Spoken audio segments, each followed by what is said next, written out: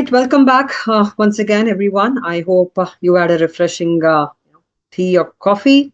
So, with that, let me take you all through our next session for today on building a QA strategy that scales by Sivaprasad Pillai.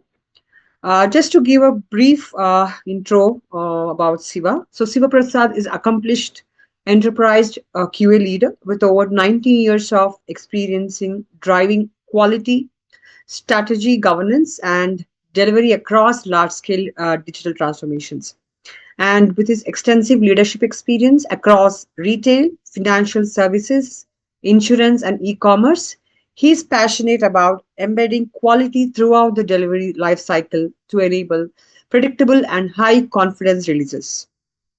So, in this session, Sivaprasad will share practical strategies for building scalable QA practices, balancing automation and manual testing, and ensuring predictable, high quality releases as products and teams grow. So, without further ado, please join me in welcoming Sivaprasad. Over to you, Siva. Thanks, Janita. Hey, everyone. Good afternoon.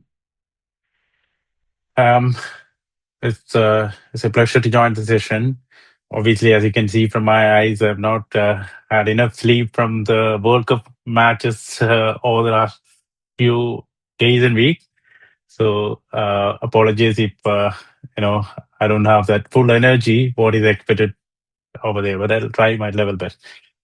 So, uh, Saga reached out around Conference Q a couple of months back, and I thought it was a brilliant opportunity to interact with everyone and share my thoughts around how do we set up a QA strategy that within the changing landscape of AI and IT delivery.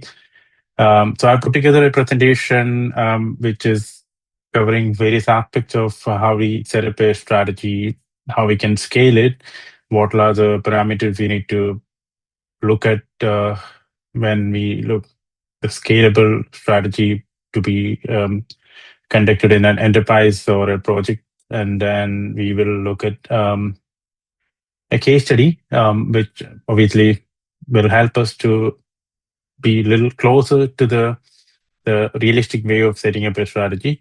And I'll pick up some of the questions from you if you have anything. And if it's no question immediately, feel free to write. Then we can connect on that later as well. Right. So having said that, let me share my screen real quick.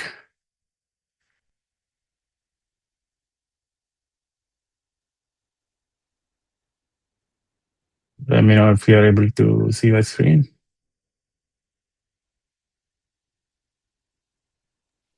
Yes, we Cool. are.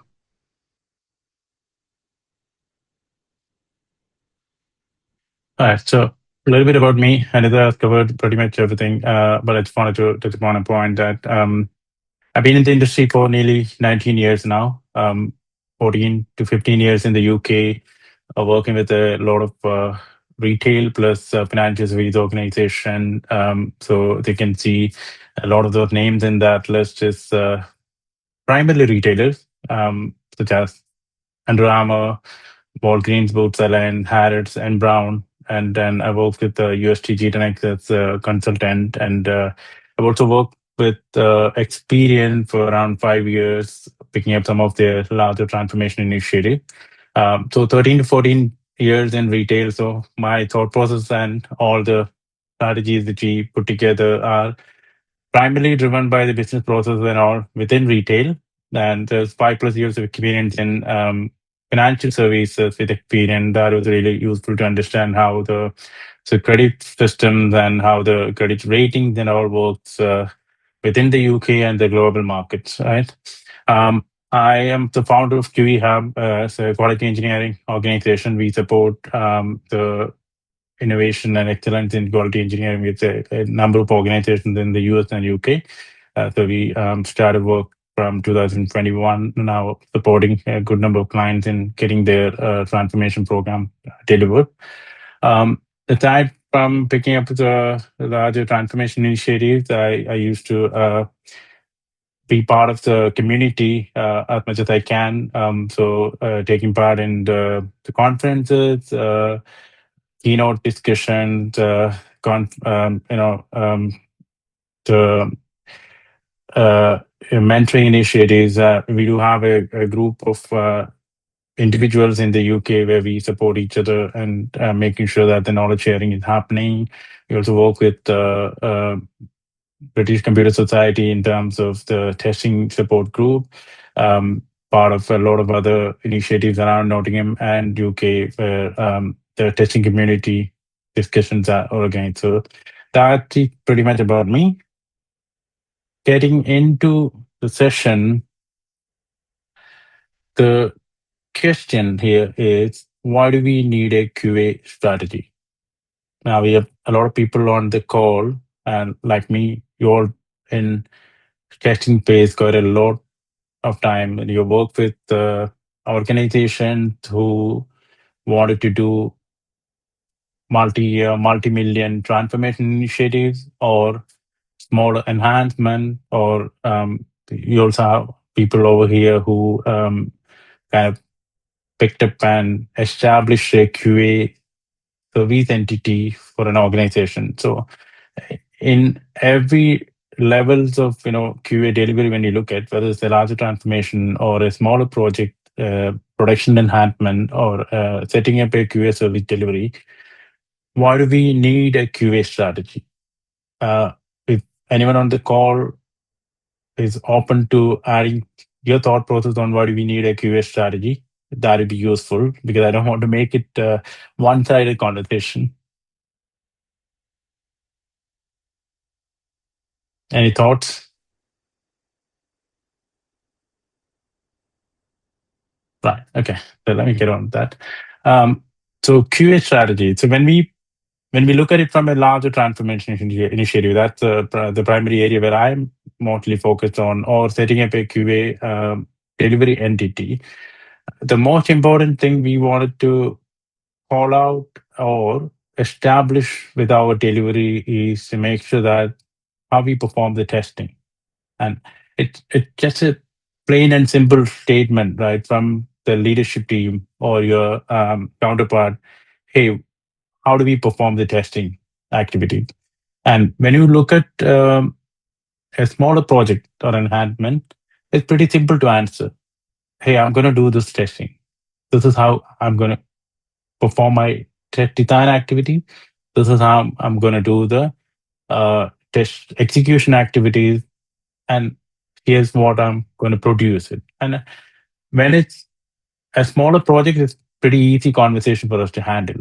But when it comes to a larger transformation initiative, when you want to move away from a legacy system to a larger AWS based or Azure based cloud system, or if you want to implement a new product into a landscape that integrates with several systems, or when you want to work with a multi-year, multi-million, multi-vendor scenario, the strategy becomes the backbone of the whole delivery. And as a QA leader, when you come into that particular landscape, you have to have absolute clarity on what is the way you're going to approach the testing, what are the levels of testing you're going to actually put together, what's the delivery methodology you're going to follow, what data strategy, what's your environment strategy, how do we automate the test, or how do we accelerate the test,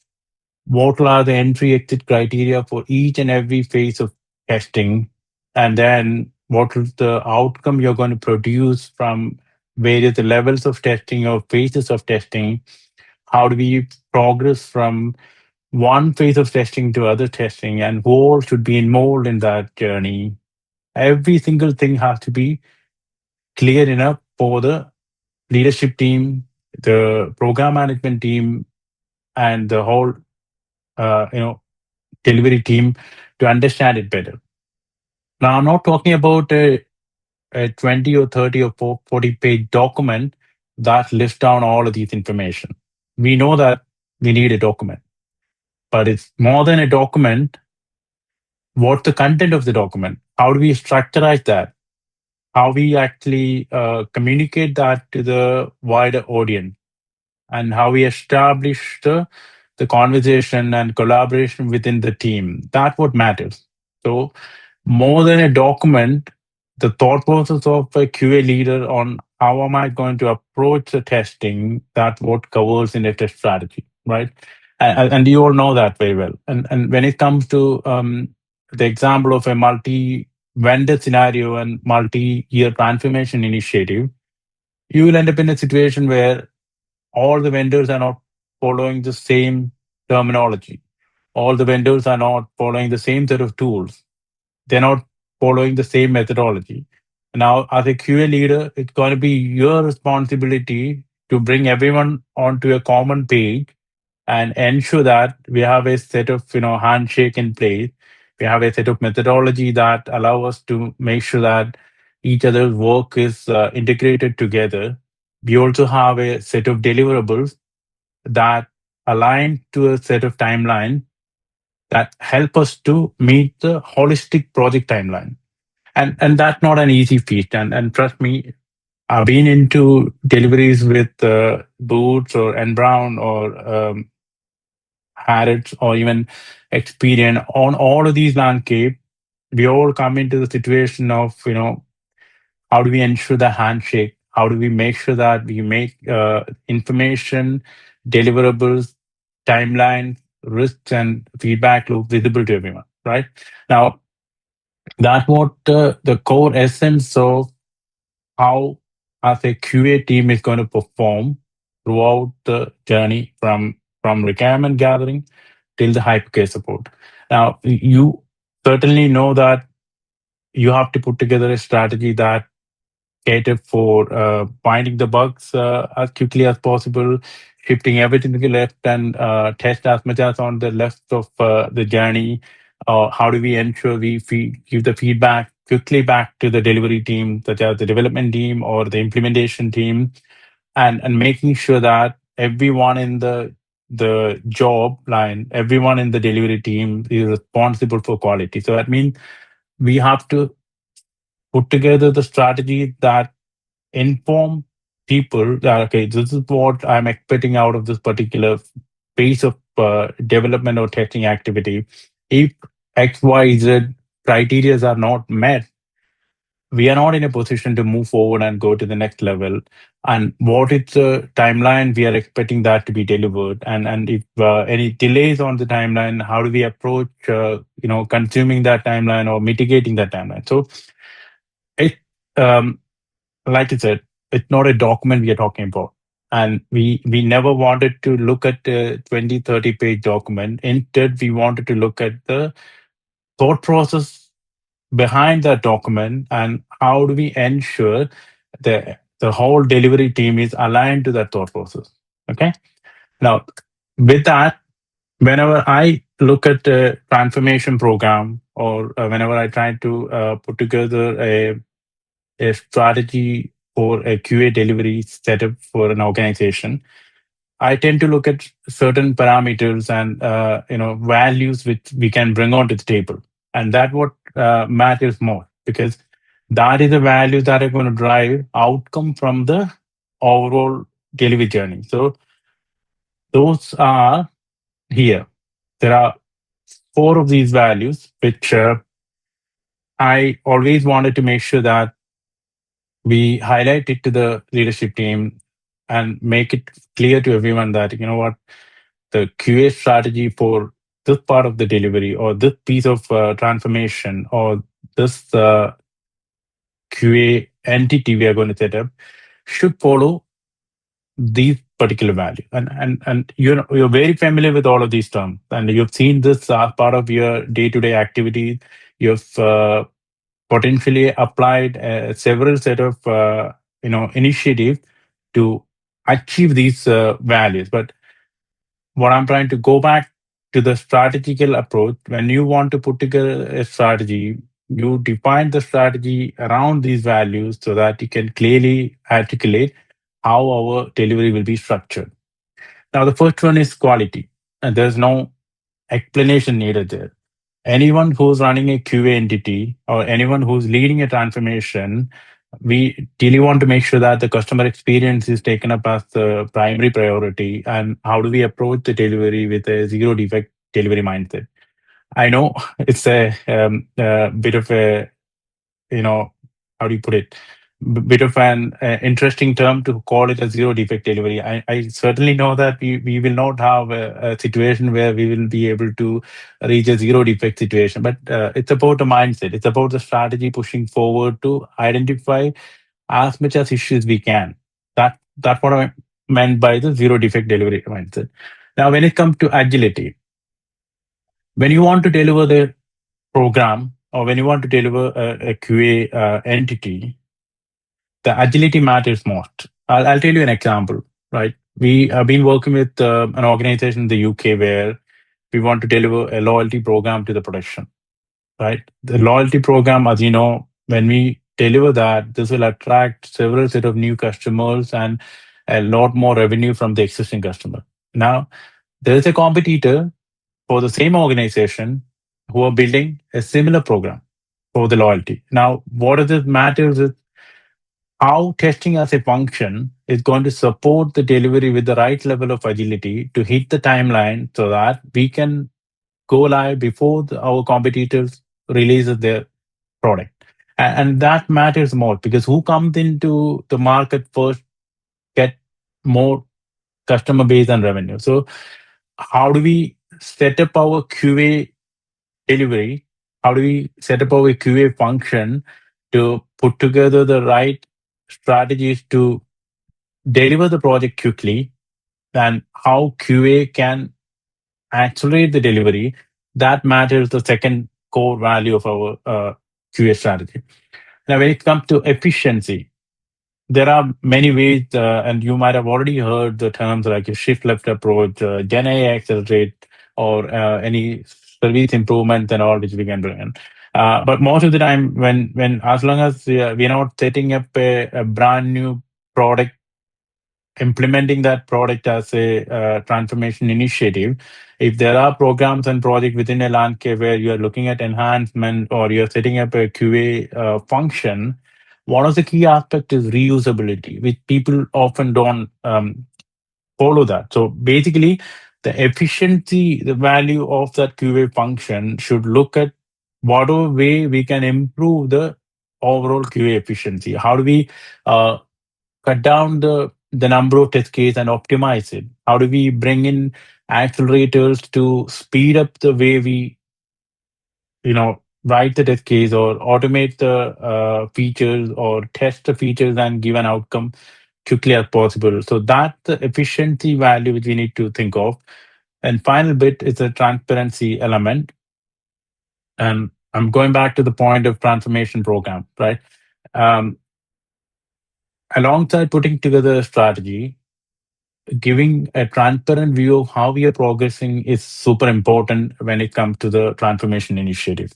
That means the the program manager, program delivery director, the leadership team, or stakeholders within that senior leadership group should be apprised of how we are making progress in terms of each and every test phases we put together, how the handshakes are happening between multiple delivery teams, how we are in a position to articulate that QA has made progress or QA is behind the schedule.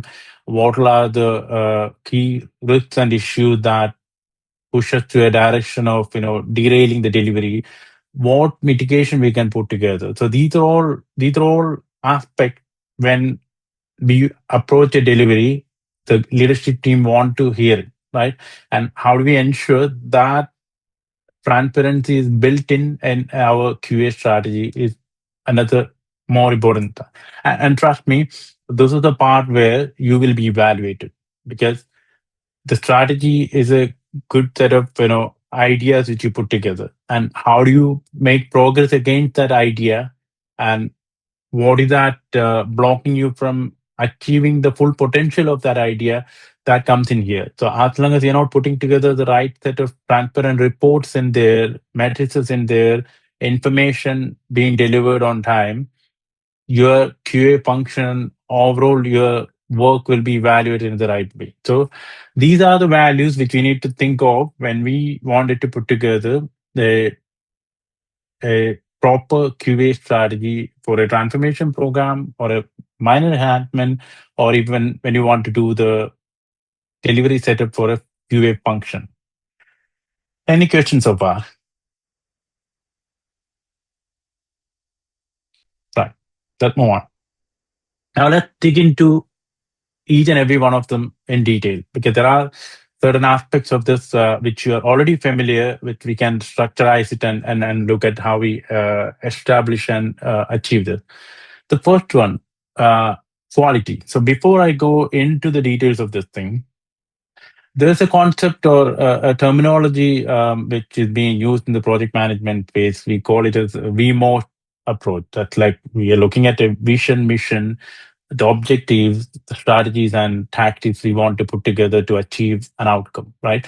Now, I have structured my thought process around how we achieve each of these values in the VMOST approach way, so that you'll get a better idea how we can tackle each and every one of them. So our vision, holistically, for the transformation program or a QA function is to have an independent, integrated quality assurance service, right? That's what we are trying to achieve. And the specific mission is the delivery excellence. We are trying to do things right at first time and every time. So that's the direction we are pushing our journey towards. And now, when it comes to the quality objective, it understood that we want to put together the strategy or a function which enables a quality driven delivery and do it zero defect mindset, or do it right at first time and every time. So when it comes to that, there are several strategies we can bring on to the table, and I just listed down only two of them. There could be several other things we can think of. One is standardizing the quality assurance practice. Now, it'll be interesting when it's a small project. It's fairly okay because you have a small team. You know how to drive the QA delivery. You can put together a common set of artifact template, a way of working, and moreover the key terms and terminologies to say that okay, this is how we are going to follow the QA function. But when it comes to a larger transformation program, or when it comes to a QA function within an organization, this become more challenging, particularly when it comes to the larger transformation initiative where you're working with multiple vendors and internal team to deliver that. So that is where the standardization of quality assurance practice comes in as a super important thing. So every one of the team should talk in a common language. They should, if possible, push for a common set of naming convention, template, terminology, reporting, all of those things. So how do I as a QA leader approach that testing of the whole journey with multiple vendors or multiple teams, and put together a standardized practices over there. Hey, here is how we are going to do the testing. These are the phases we need to follow. These are the levels of details I'm expecting us to collate it for our artifact. These are the report we are going to take out from there, and these are the timeline where we are going to have our discussions or cadence, and all of those matters because once you establish that standardized set of practice within an organization or within a transformation program, you see more of a aligned handshake happening between the teams. That means your integration testing talks the common language. Your end-to-end testing talks about a process which aligns multiple teams. Your UAT testing talk about involving business users and delivering them a set of artifact that's in a standardized format. So that matters the most in terms of achieving a better quality. Now, when it comes to the second, that is how do we innovate, right? And within that journey, you might have created test cases in the absolute best way, but when it comes to a transformation program or a QA function, what level of innovation we can bring onto the table every single day to improve we ensure the quality is established. So let me put it in an example. You don't have, I think, we all started the journey with the series of test scenario, test cases that gone into thousands of test cases and hundreds of steps that put together as a quality evaluation mechanism. How do we ensure that it's adapted to the new world, right, to the latest the trends and everything? How do we make sure our UAT team have a look at that and say that, without spending hours and hours on that one, they get a better idea of that? And how do we perform API testing activities to accelerate the delivery quicker without even having the entire development in place? What sort of automation you can bring on to the API testing or data validation or any predictability of that result we can bring onto the table. So there are chances of innovating better way of doing the work as part of the delivery, and we have to look at that. And there are several tactics. Now, on the strategies, I've touched upon these points relatively every one of them. But when you look at it, right, the tactics follow the specific step or actions you're going to take to support the strategy. So now, when you come here, uniform and tailored quality assurance with agile or whatever the methodology you're going to follow, like we have a discussion on that, and shift left, early involvement of QA. And I won't limit it to QA. So one of the biggest thing, or one of the best thing I've done in the recent transformation program is the QA and BA are not BA, business. It's involved right from the beginning throughout the journey. Like they are part of the workshop, they are part of the discovery session, they are part of every single artifact review meeting, whether that is high level design, low level design, whether that is technical design and data mapping exercises, where the data transformation discussion, data quality rule setup, every aspect of that, the QA function is involved and business representatives are also available. That would mean we have a greater opportunity to look at a gap very well in advance, and we also had an opportunity to call out the gap, correct it, and get into a better phases of delivering things.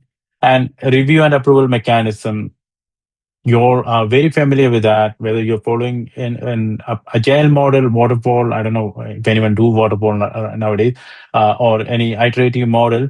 The review and approval mechanism makes a lot of sense. In agile methodology, there are specific review approval review processes already established in there. But when it comes to QA, how do you ensure the coverage you put together for testing a piece of work is accurate? Yes, you are a QA member, you have enough experience, you can think of the customer journeys to a level, but what is that final bit of the puzzle which you can think of? That is where, the collaboration with the business comes into picture. The review of your coverage with the business comes into picture. So you talk about, hey guys, you know what? This is the coverage I put together. Probably this is the higher coverage. Can you have a look at that and, you know, confirm whether we have got everything? Now look at it from a business perspective and give me an update.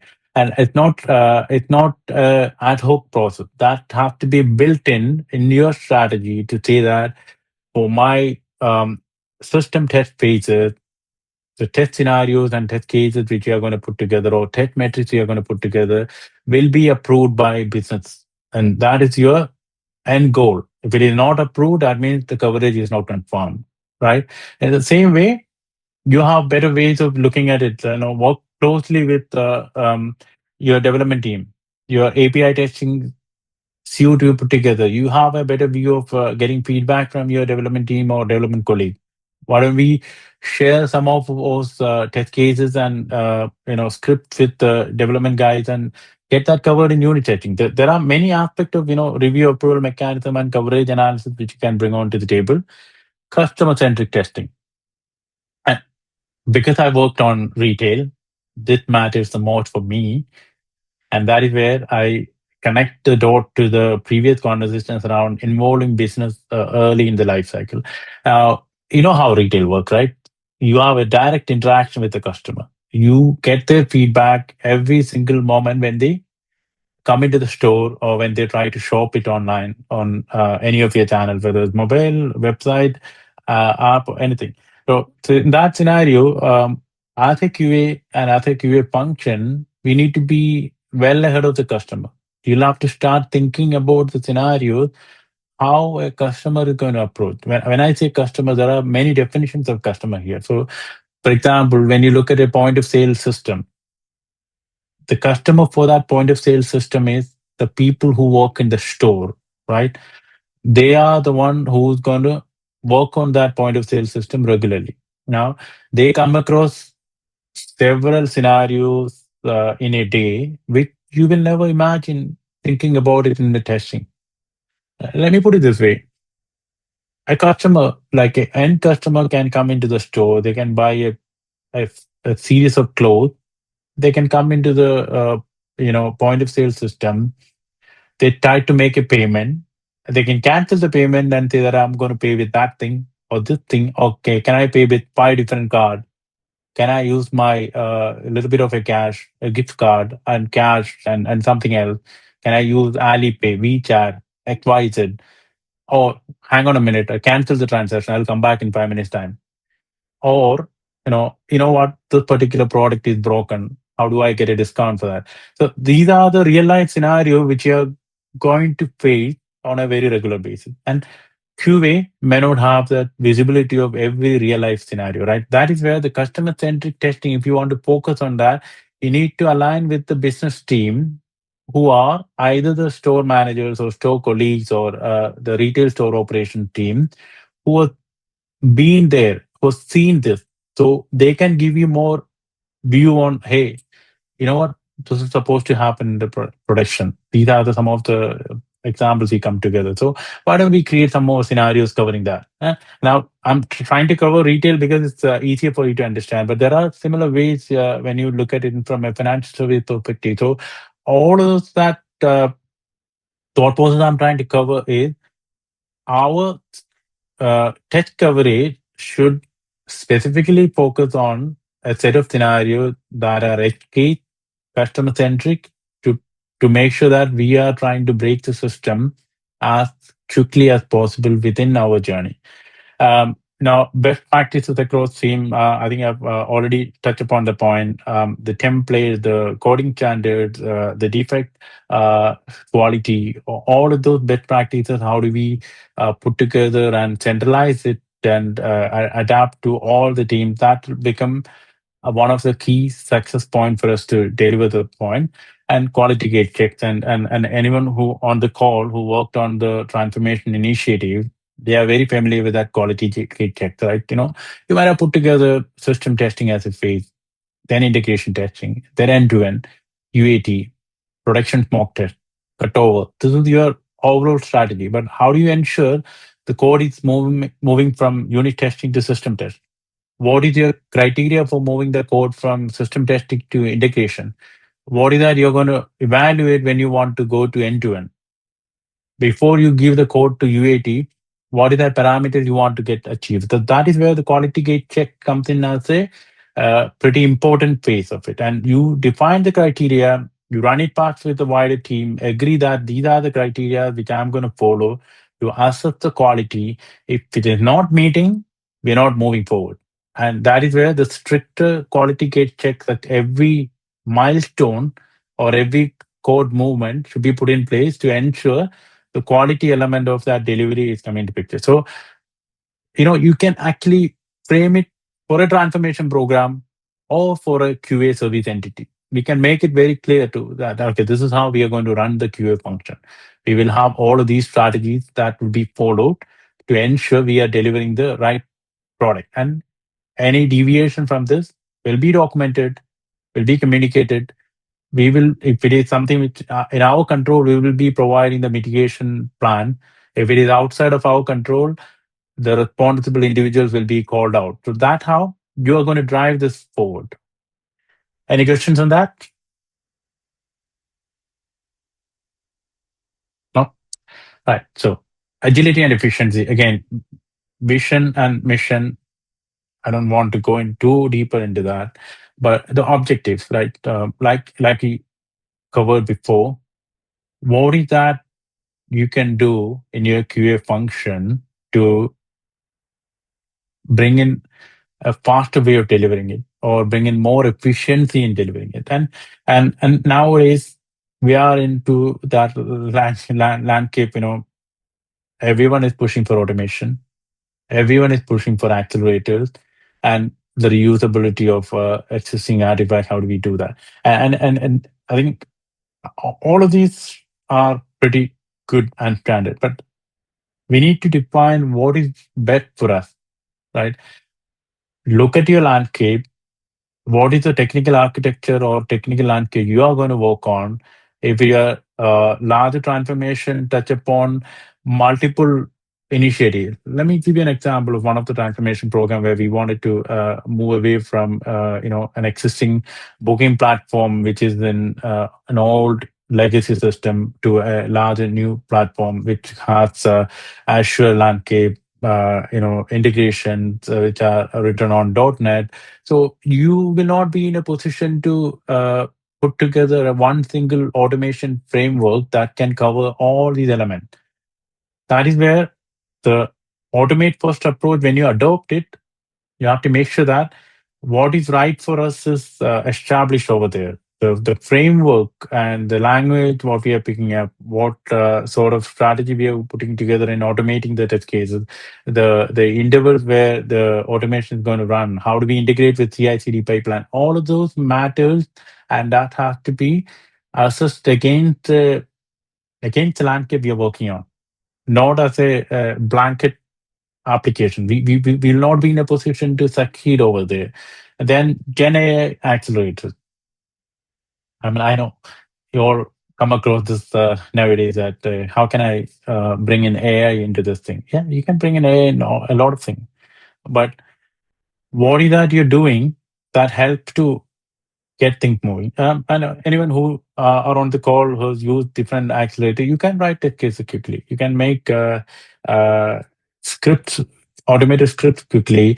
You can do the quality rules. You can evaluate that. You can do static testing. You can do anything and everything that support you to move forward, right? But the aspect of that is whether that solutions and tool which you are doing, can that be brought onto the landscape you're working on? Number one, can we ensure the security aspect of that tool and the data security of our organization is taken care in the right fashion? So that's what matters. So obviously, every QA function that move forward right now will be in a position to accelerate the delivery by picking up one or many of the GenAI accelerators. But the thing is, what is best for us? And what is that I can achieve out of it? And how am I not compromising the quality of not quality, the security of the organization or security of my customer data without compromising in how can I get that used on my day-to-day activity? That is what matters. And then reusability. And this is an interesting stuff, right? Any transformation initiatives that we do on a existing system landscape, I'm sure there is a QA function already available. They might have written thousands of test cases. Some of the organizations they written detailed test script. Some of them written one-liner. Some of them had mind map written to cover the testing. Every single flavor you might have seen it, but rather than creating anything from the scratch, how do you make use of the existing information available, efficiently capturing that coverage and testing thought process written in there and transform it to the level and coverage we want to achieve as part of the program? That matters. Then, and when this automated framework, Gen AI tool, reusability aspect, everything comes together, we have an option to reduce the timeline or help to reduce the cost. So that's what the second aspect of this. And there are tactics over there which we already covered in our discussion. But obviously, what is that I always look at is spend enough time to evaluate the landscape, making sure that we are bringing on a, a tool or a framework that is more useful for us to deliver that program rather than looking at a tool that is in the market. A lot of people, are happy with it.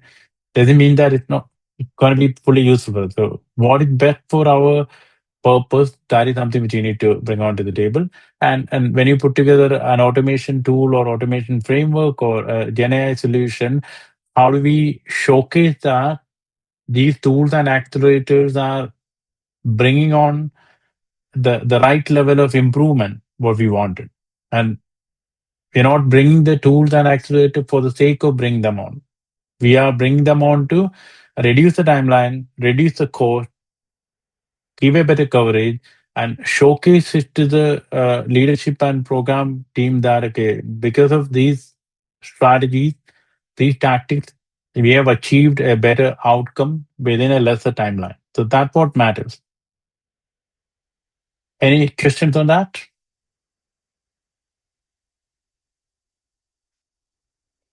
All right. So moving on to the transparency, and this is an interesting bit which I've mentioned. So the mission here is, how do we institutionalize the KPI and metrics-driven QA service? And I'm not talking about hundreds of different metrics we want to capture and send it as a weekly status report, a 10-page PDF file which nobody opens, nobody read it. It's just for the sake of you're sending it over. I'm talking about those specific metrics that matters the most for us. And what is that needed for us to evaluate our progress? What is that needed to understand whether we have any problem in the way we are delivering against our plan and strategy? What is that we can, what is the insight I can get out of those metrics, and how can we make changes to adapt to the better way of working? So there could be several metrics which you can take onto the table, particularly on the automation, particularly on the improvements on effort and efficiency, very much on the delivery. And this is where it gets more interesting. I think one of the problem I used to face is the delays in the delivery, right? And you all have faced the same thing. When you put together a plan, you're supposed to get your code on XYZ date. You haven't got it. You are supposed to deliver the QA by XYZ date. You can't do it because there are open defects, and nobody has a clue who's working on what defect and getting that. Unless you specifically set up meetings and cadence and triage and that look at a set of matrices that gives a clear idea to the business, to the management, that if you want to achieve the completion of this particular test phase, what we are looking at is these open defects. And these open defects have these priorities. These are the number of days it's been open for. These are the team who's working on that. What is the critical out of it? What is the element which you can leave with it? And how do we capture all of these into a measurable set of matrices that matters most for us when we want to report your progress back to the management? And similarly, in terms of the automation coverage, how much of that test cases are automated, how much effort we saved because of that, whatever that AI accelerator we brought onto the table because of that, how many hours of work we have saved, how can we accelerate a regression or an integration or an end-to-end test phase because of these accelerators, what are the additional set of test data or test or data, synthetic data creation exercise we can do using this table. And all of those, we have to convert that into a meaningful, tangible set of metrics and present it back to the management. And I think one of the best thing we can do over there is a program level dashboard. And that program level dashboard, you have to get into a series of conversation with the leadership team to understand what you would like to see. These are the set of information I want to capture because that helped me to assess my delivery. From a management perspective, what is that you'd like to see.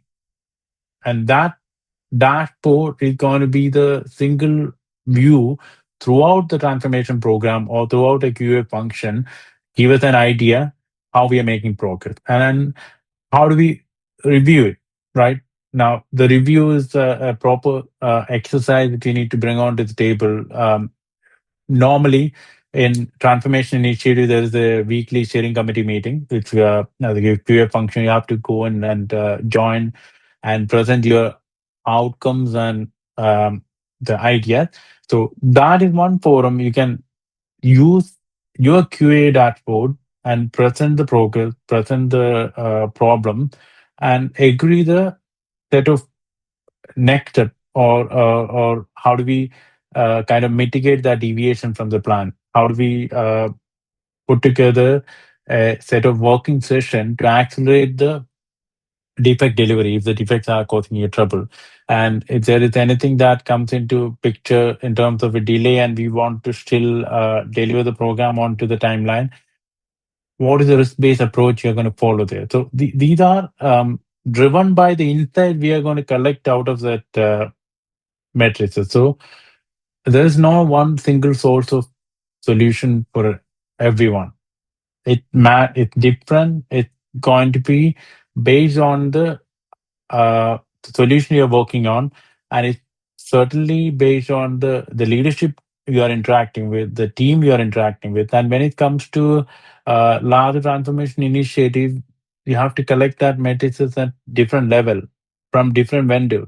So how do we make sure that a established set of criteria is put in place, and the defect or metric collection initiative that agreed with all the parties, that help us to bring as much as transparency into the delivery, and that help us to make sure that you're on top of the real problem that is affecting your progress. And you also kind of look at how do we make this better by taking the insight from the delivery. So that pretty much covers in the transparency value of it. Now, altogether, the last three slides of four different quality we've spoken about, right? So these are the basics of the bare minimum fundamental. I look at it when I want to derive a strategy, and how do we communicate that to wider teams. And there are better ways on top of it, and we are learning every day, right? So when you go from one of the transformation to another one, or when you look at a new architecture, and when you look at testing some of the LLM based solutions and all, you'll have to make tweaks on that. So that where adaptability comes into picture. With all these values, you certainly have to look at that new landscape with a level of adaptability and see what are these values and tactics which can bring on to the new landscape, and what are the new things which you need to develop that help us to put together the right strategy over there for testing the solution or the landscape. Um, any questions so far? Right. Okay. So now scalable test strategy. So I now have an idea. How am I going to put together a test strategy? Now, what are the additional parameters that we can look at in terms of scaling my strategy? Or you already have a strategy for testing a project, or you are coming in as a program test manager or a test delivery manager into a new landscape where it's already being in progress in terms of the delivery. You wanted to make sure you are making some changes that um, bring in some of the additional aspect of it. And these are there are several things you can look at it, but these are some of the uh, five pillars which we want to kind of focus on that. And the first one is business alignment. Obviously, every QA activity we are going to perform, how it's aligned as much as closer to the business. And let me tell you an example of a program recently we done where I mentioned that the business users were very close to us.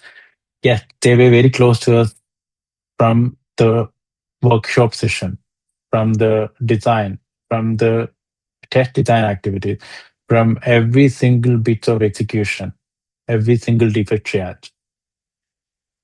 Because of that, our coverage was super good. When I say super good, they were always with us in terms of picking up a question, aligning with the coverage we want to put together, and how does that how does that help us is when we want to run the UAT activity, and these are the same business users who have to conduct the UAT. Now, you don't need to do any heavy lifting during that time. And trust me, that was the smoothest UAT test phase I have ever done in my entire career because it over in fraction of second. They came in, they done the testing. They were so close to every single thing that is happening in the program. They were also very close to the level of coverage QA function has achieved. So all we have to do was help them in terms of providing a set of high level thoughts around what need to be tested, help them with the data, and it ended up without any issues within within the time. Now, why? Because we have a greater business alignment in terms of what the business team want to achieve as a priority. And QA function was very much aligned in terms of putting together the right evaluation to achieve that business priority. Okay. Now, second one, balanced test mix. Like I said, every initiative is different. Every transformation program is different, the system landscape is different. So you don't have a blanket set of test phases or test mix you can apply everywhere. You have to clearly look at the landscape, see what is being developed when, who's looking at it, and whether that's a multi-team scenario, whether that one vendor is looking at delivering it, whether that internal team doing the development, what is the architecture, what is the languages or the tools and product being used over there, and that defines your strategy. And the strategy I've used in Boot for one of my transformation program may not be 100% reusable in Experian, purely because of the way Experian operates. In Boots, I was dealing with point of sale system, which is in IBM 4690. In Experian, I'm dealing with mainframe and a larger pool of 80 million customer data to be processed every day.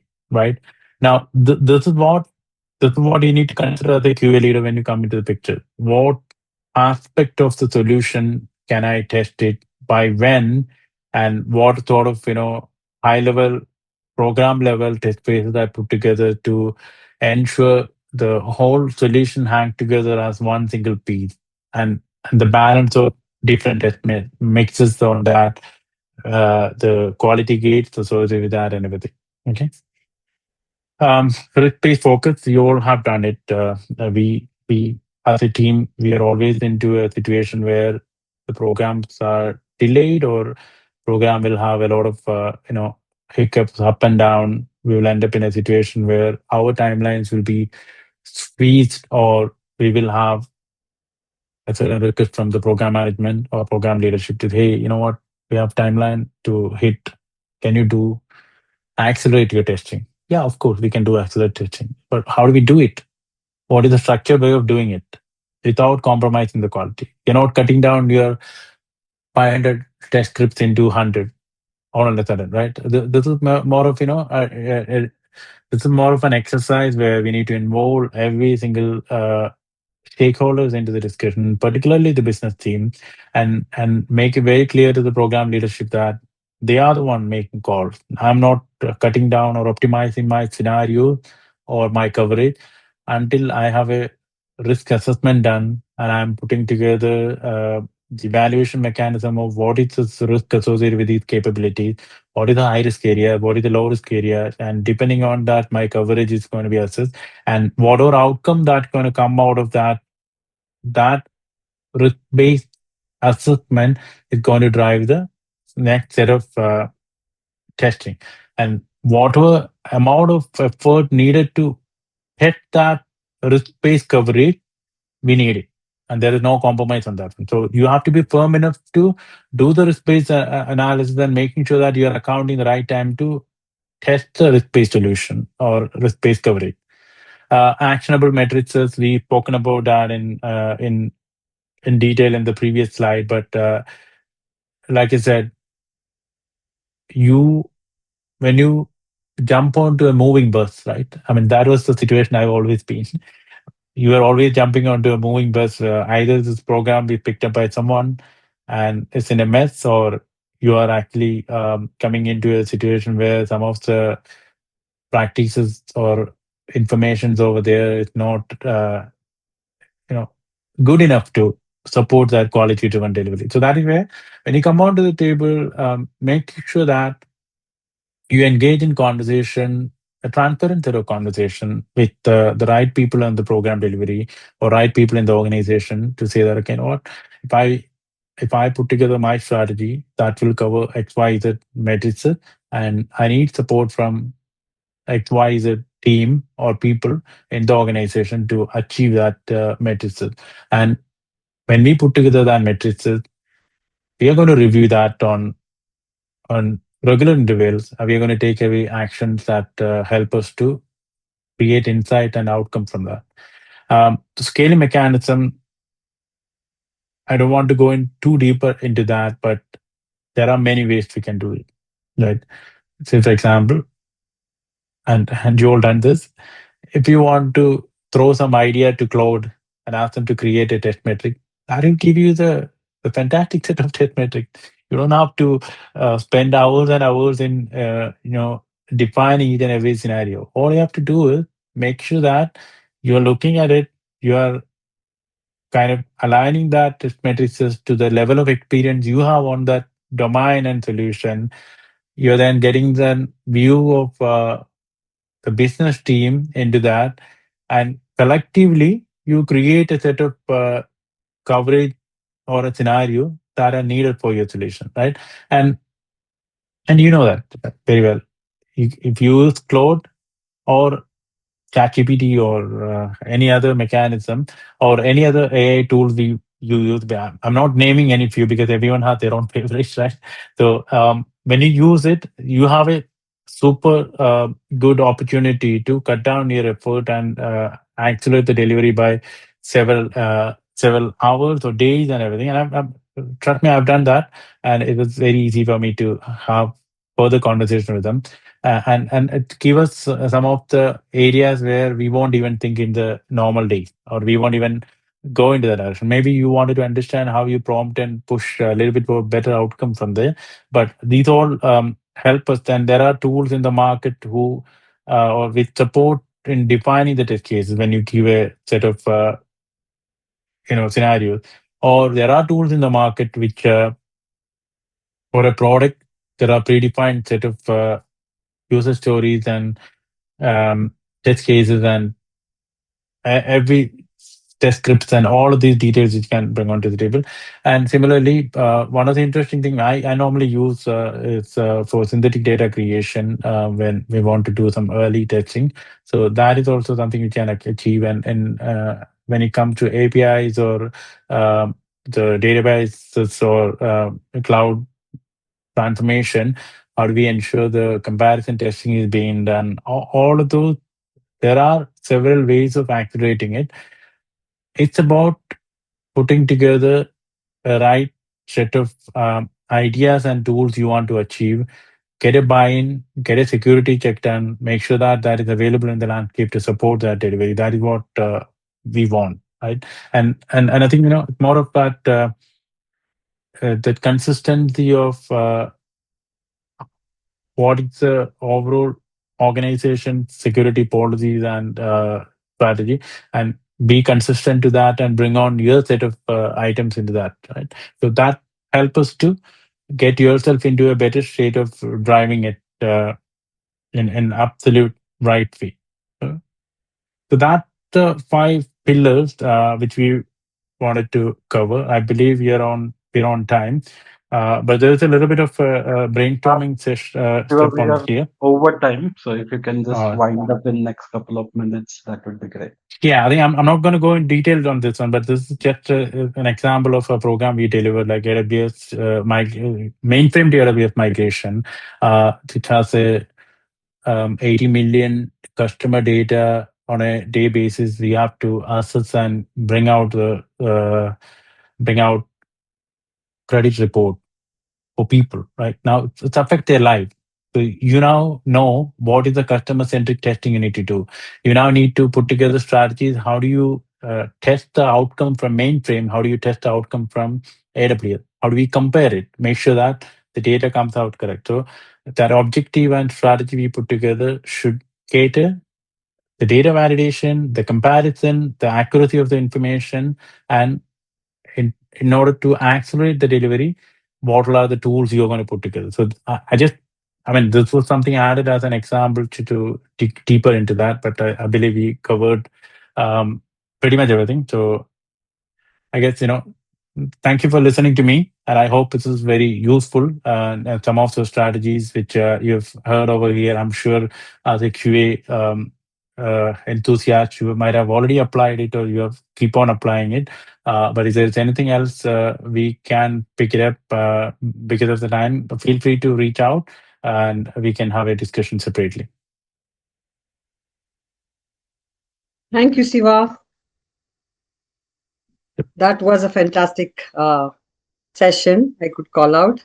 And I'm sure many of our friends here who have joined have a couple of questions. They are posted on the chat. So can we take Mhm. that up quickly?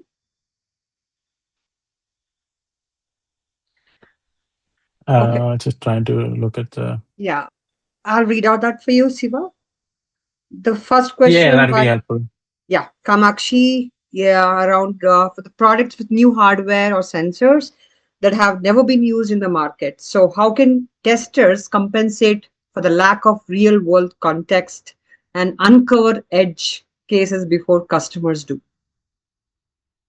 I think that is where it goes down to the domain experience and knowledge. Because every single day that you are going to come across new products. For example, the recent delivery which I've done, right? It's a transformation initiative to put together a new point of sale system, and the concept of that point of sale system varies when we compare to the other set of posts in the market. But how do you support testing that is because of your domain experience. You already know that you have a certain level of experience in terms of testing retail. You know how a customer behavior is going to be. You know what is the cases that can potentially come into the picture. So you put together the scenarios accordingly, and then you also have to spend a little time in digesting the product documentation, how the product works, what is the edge case scenarios, or what is that negative scenario you can bring onto the table to break the system. So, but my thought process is the domain experience matters the most over here because you know the business. Then XYZ product comes into picture.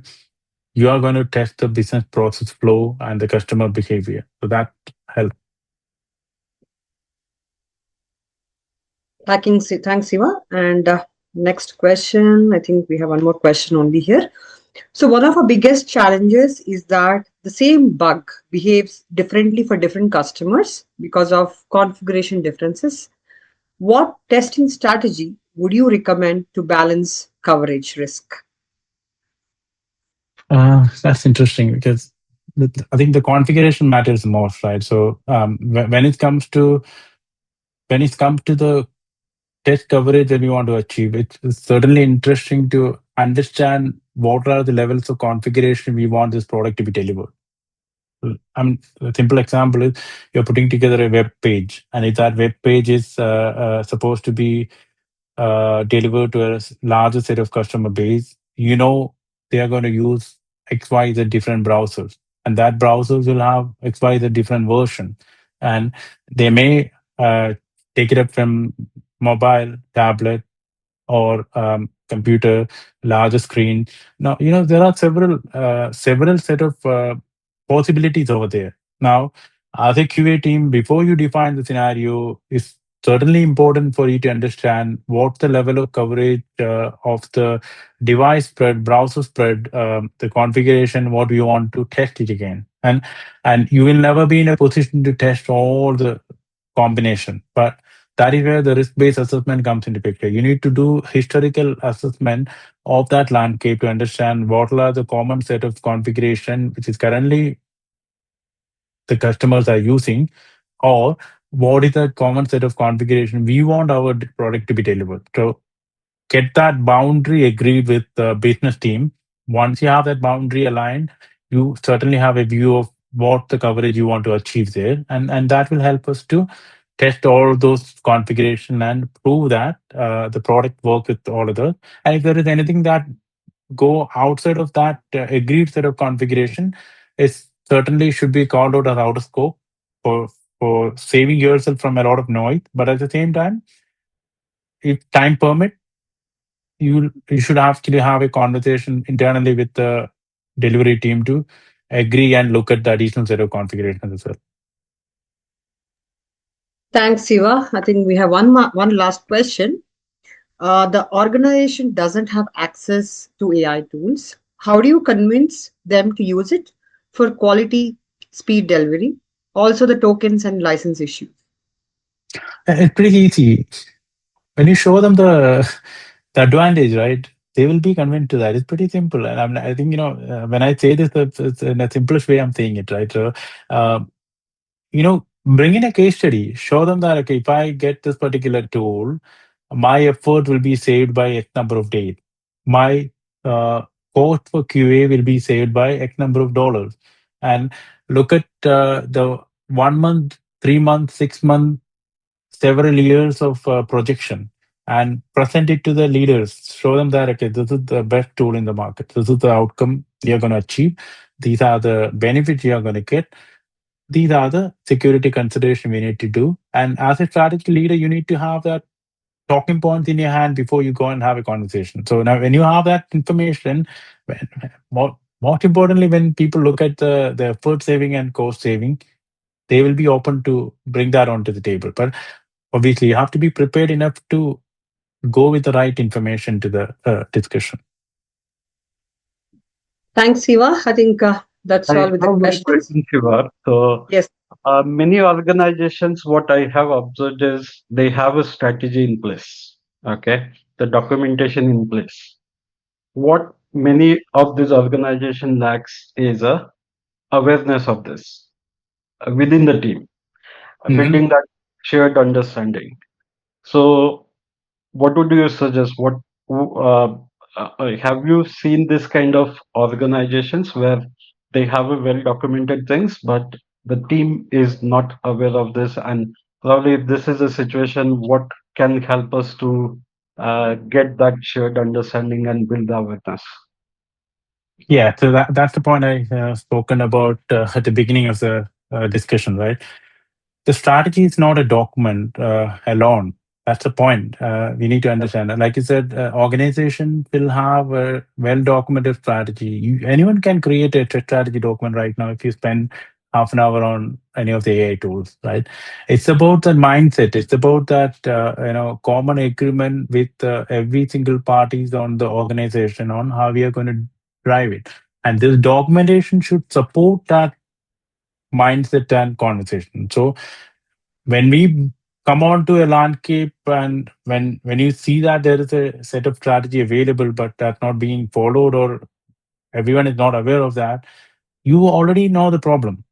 What you have to do is try and have a set of discussion and common brainstorming session to kind of break that pattern of mindset changes to be brought onto the table to say that, okay, you know what, we are going to do the testing from now on. This is our strategy. This is how we are going to do it. This is our criteria which we are going to evaluate. And these are the accelerators we are going to use. And that's not going to be an overnight change. It's going to take a little time, but it's more of a inclusive change where not only QA, the development team, the business users, the program management team, or larger um, leadership team has to be involved in that conversation. As long as we are not getting everyone onto the discussion, make it a collective exercise, things will take a long time to change.